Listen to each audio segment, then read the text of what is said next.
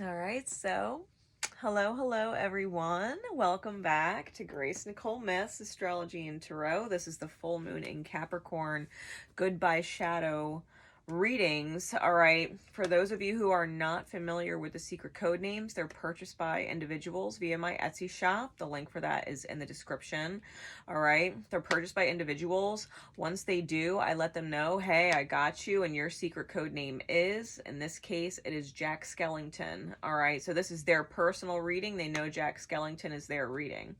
The beauty of these secret code names is you can resonate to a secret code name and be drawn to it in divine time, in which case there is most likely a message in here for you. All right, so thank you to the purchaser of Jack Skellington. Thank you for being a part of this event and allowing other people to heal with you as we go through these energies. All right, I'm using my Night Sun Tarot and my Shadowscapes Tarot to get an idea of what the shadow is and how spirit, the universe, the divine is using experience to move you through the shadow and get you out of it.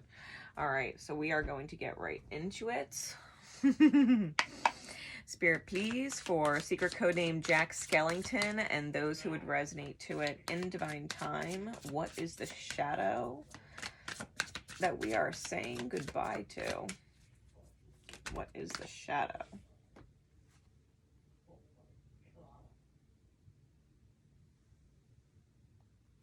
Eight of Wands, Ten of Wands, Hierophant. Eight of Wands, Ten of Wands, and the Hierophant.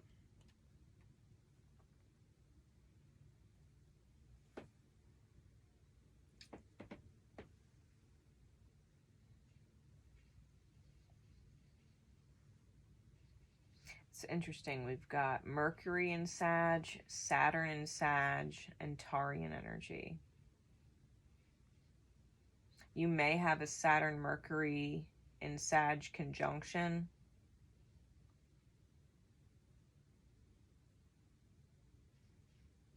Or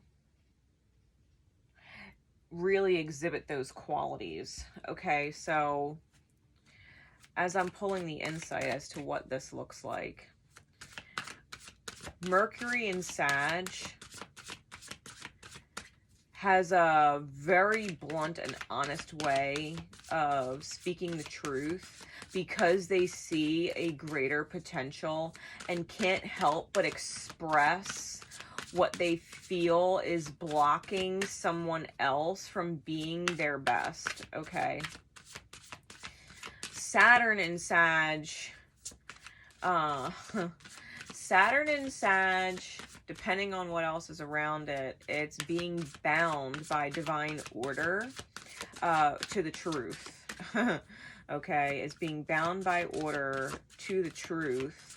No matter how many times you have to come out of that dark hole, you're coming out of the dark hole, right? That eight of Wands, I feel as if you've been a messenger to people, helping them understand their shadows for a very long time. I think what you're learning is both the student-teacher mirror dynamic. Okay, that for all the advice you give other people about reaching their own potential, you would have to take it yourself. Okay, you would have to take it yourself. You could definitely have a Mercury in Sag or a Saturn in Sag, if not both, and be dealing with some very heavy Taurian energy. Could also be how these things affect your 8th house or your 10th house or your 9th house, to be completely fair, because Sag and naturally rules the 9th house. But I feel as if you know what's at the bottom. You know what I mean? You know what's at the bottom of that dark hole. There's broken creation. There's the potential of beauty and the reality of the fucking demons down there. You know what I mean? And you try and address the demons down there and reminding people of their beautiful strengths. And it's difficult when you have to walk away because you won't stay down there with their demons, and you're hoping they follow. You know what I mean? You're hoping that they follow you out of their dark space, their shadow, and they don't. People trying to be something they're not. You know, when people's demons are in the way, when people's shadows are in the way, they're trying to be something they're not because they're afraid to be themselves and be themselves well, right? Jack Skellington.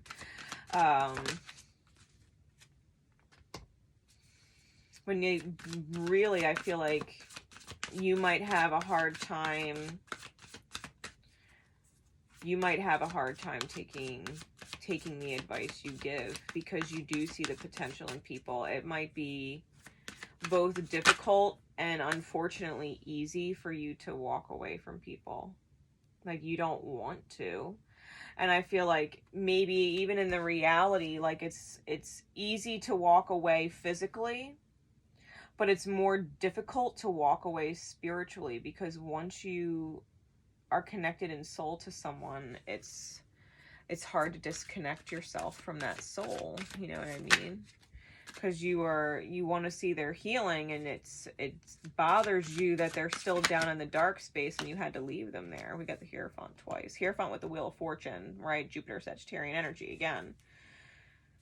High Priestess and the Hanged Man, double Piscean energy. All right.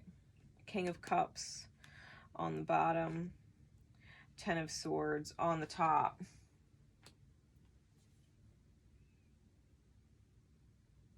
You've got a really hard time with people betraying themselves.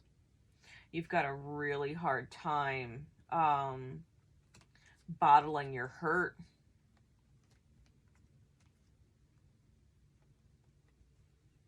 Wow. People don't realize just how much you hurt when you have to walk away from them. Look at these cards.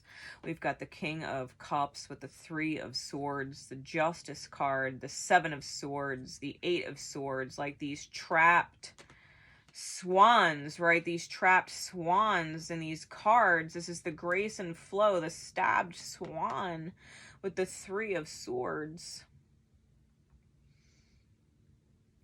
This angelic energy that you have.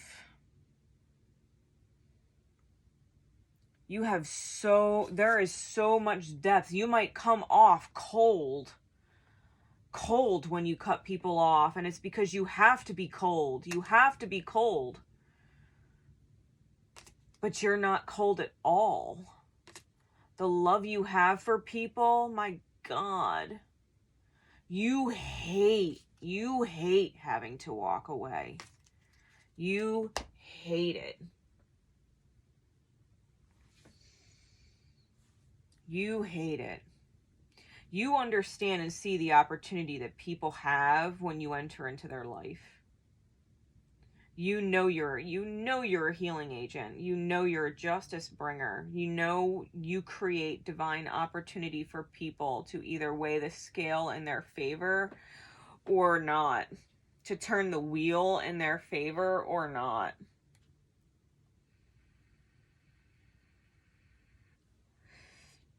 Your presence in someone's life essentially ends up being a gift from spirit, in that you could absolutely balance the scales of someone. They could release all of their karma and be new with you, be their best version of themselves with you. Or they can continue in their old way, and the karma that hits them after you're gone is tenfold, because they passed up a literal opportunity given to them by the divine to be better. Because you're showing them the way. You know what I mean? You're showing them the way. This is the way out. And you're looking back like, hey, where are you? Why didn't you follow? And a part of you wants to go back down there and get them. And what you realize and find is a broken creation, right? The broken egg in the center. One side is divinely protected, the upright star, and the other is complete destruction and chaos and the darkness of shadow, right? the being bound by Saturnian energy to what is essentially their shadow, their devil energy within, that they haven't beaten yet. It's almost like you can show them where the demons are in the shadows, and you can tell them how to beat them, but you can't fight it for them. You know what their demons are, you know what their shadows are, you know how to beat their shadows, but you can't actually fight it for them. And I think if anything, this, you don't have to do this work anymore. Pulling people to their potential and then them, or explaining to others what their potential and them not reaching it and you being broken over it. You don't have to do that anymore. It's not your job anymore. This is the shadow that you're walking away from. You feel obligated to help people that aren't willing to help themselves, right? 11:11 on the clock. You feel obligated to help people who are not willing to help themselves. That is not your problem. That 10 of Swords, that's the self-sabotage.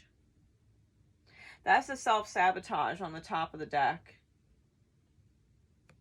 You feel so deeply for other people, and it is so crushing to have to walk away from them. You have to seize the opportunity intuitively to listen to your own higher self in the dark, right? With the owl medicine present. Being able to navigate through your own dark, being able to seize opportunity. Really, there are owls on both these cards. There's owls on both these cards. There's an owl here and an owl here. Seize the opportunity. When you walk away, continue, like, walk away and walk away for good, and don't go find another person that you want to help. Don't. Let people seek you out, and you decide whether or not they're willing to help themselves because you refuse to help them from the gate. Let them ask you, and then let them do it or not do it.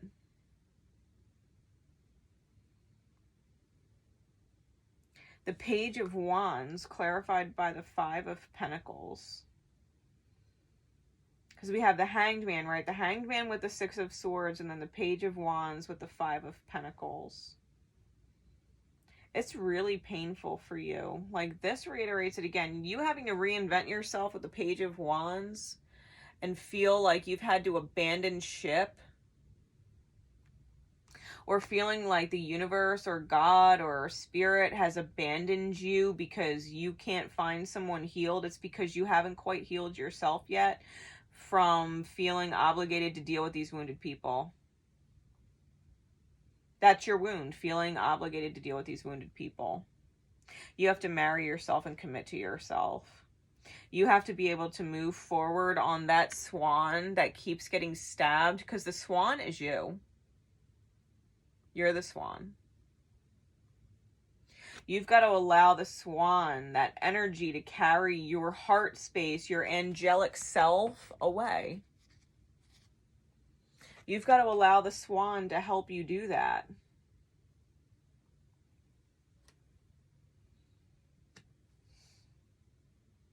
You don't have to martyr yourself. You have to see things from a different perspective. If you're constantly trying to save people from their shadows, the only individual that needs to be saved from their shadow is you.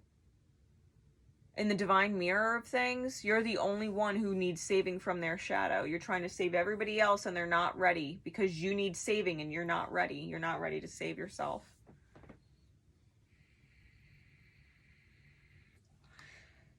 These other bullshit energies that you deal with in other people, it's not your problem.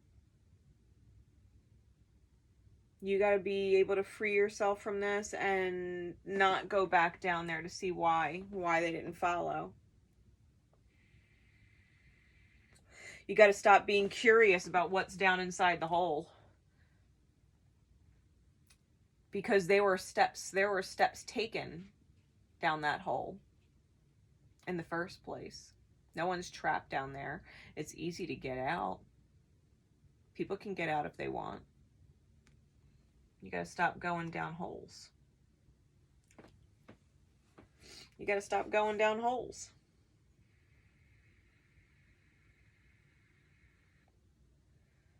You're in control of your fate. You're in control of your fate with the Wheel of Fortune. You're the one that marries. You're the one that marries with the Hierophant your good fortune. You've got to marry your good fortune. You've got to marry your greatest potential. You've got to marry your blessings within the self. You got to see the value of you and hold it to the pedestal you would put others on. You put your value up there and you don't take it down.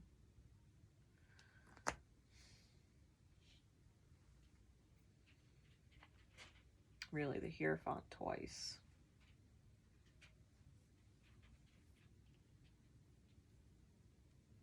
I think the minute you reinvent yourself and stop feeling sorry for all the people you couldn't fucking help, because I feel like you're holding all that weight. Like you've let the people go, but not the weight of the failure, right? The quote unquote failure that you couldn't help them. You know you couldn't stay, but you still beat yourself up for not being able to help them because you feel capable. Like, you gotta let that shit go. That feeling that you failed, that you weren't strong enough, that you weren't good enough, that you weren't capable, that maybe you're not who you think you are, all that bullshit. Like, you've gotta let that go. You came into their life for a reason. You showed them the way out. They didn't take it. Like, that's the best you could do. You can't beat yourself up for not being able to fight someone else's demons. You are not equipped with the appropriate weapon. Only the individual is armed with the appropriate weapon to slay their demons. You would never in a million years have the appropriate weapon to slay someone else's demons. You can't wield it. It's like the sword and the stone. You can't wield it. It's a weapon specifically for them to use. So stop beating yourself up. Stop feeling like you were betrayed by people who didn't heed the loving energy you gave them. Like, heed this loving energy from someone, you know what I mean, who is up there within me, whatever you want to call it. Like, whatever energy is speaking to you now that says, hey, you don't have to keep doing this anymore. Please save yourself. We're showing you the way. You don't have to do this anymore. You can reach your potential and be better. You don't have to feel like this. You don't have to keep dealing with your shadows down there.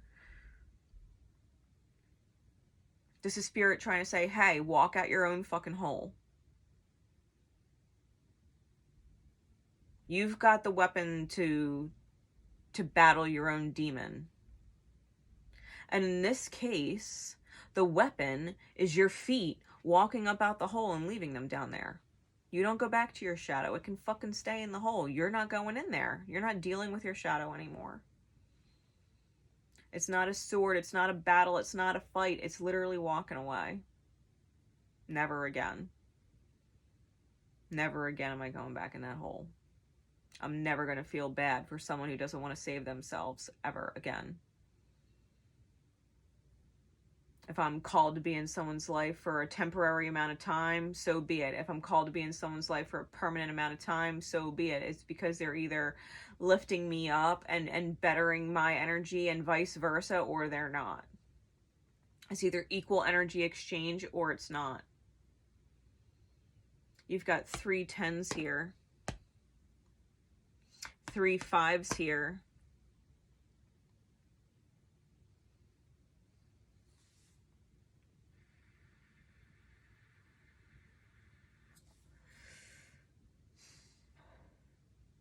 Seize the opportunity. See things from that different perspective, that mirrored perspective. That it's not necessarily everybody else upside down on their head, not seeing things right.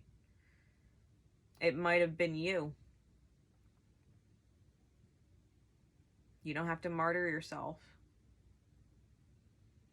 You don't have to sacrifice yourself. You don't have to take the most beautiful parts of you and stab into it and trap it and make it feel like death. You don't have to feel like death. For real. So I hope that helps, Jack Skellington. On a real note, I've linked it in the description.